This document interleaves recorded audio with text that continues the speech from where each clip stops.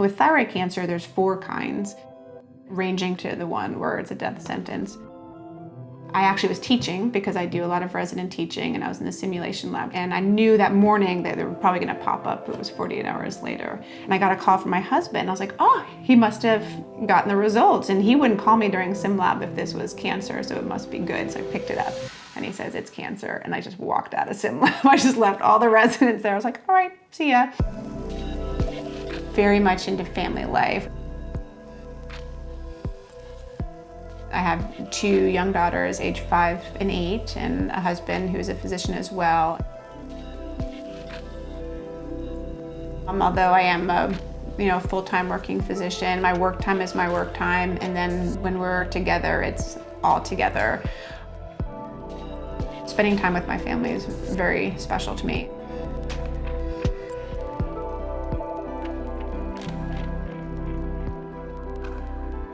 It came back that it was papillary well-differentiated cancer, which is the best prognosis for thyroid. January 17th, 2011, I quickly had a central neck dissection and a total thyroidectomy, which is a pretty big procedure and left me with a lot of pain.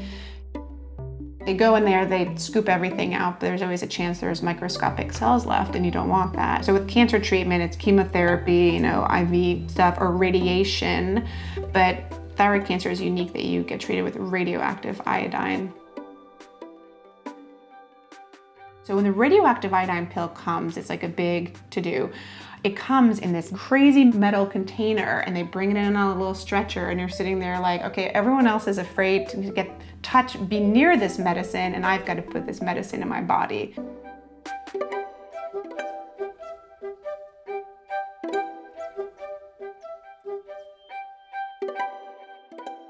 So I'm nuclear, right? I'm like literally radioactive. So if you're near me, you'd be getting radioactivated, which isn't ideal for anyone, but when you're trying to kill your cancer, it's sort of what you have to do.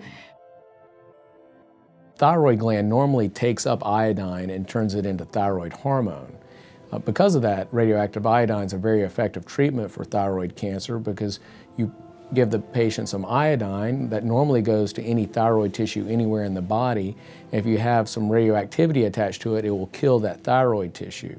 However, there's one other tissue in the body that takes up iodine, and that's the salivary glands.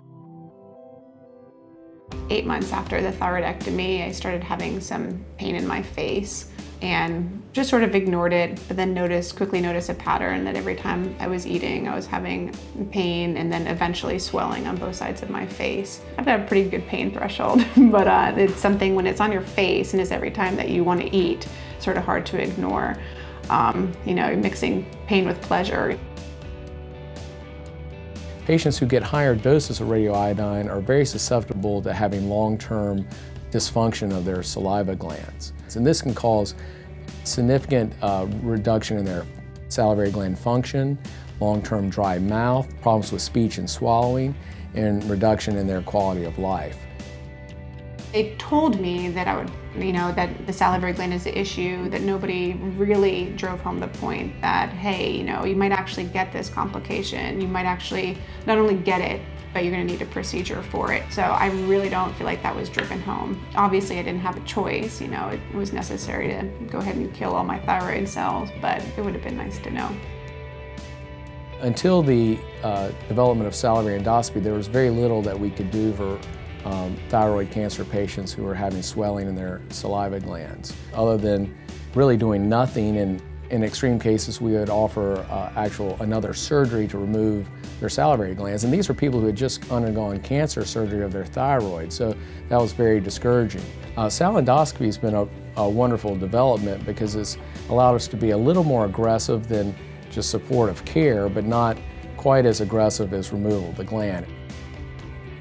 The overall procedure was a fantastic experience. That being said, Dr. Gillespie told me after the fact, because of the damage that my ducts had had from the radioactive iodine, there would be a chance I'd have to go back to the operating room in the future, but that doesn't worry me because I know that he exists, he's a specialist. I know that the instrument exists, and it was such a quick and painless experience that I feel like if I had to get it done in the future, then I'd be okay with that.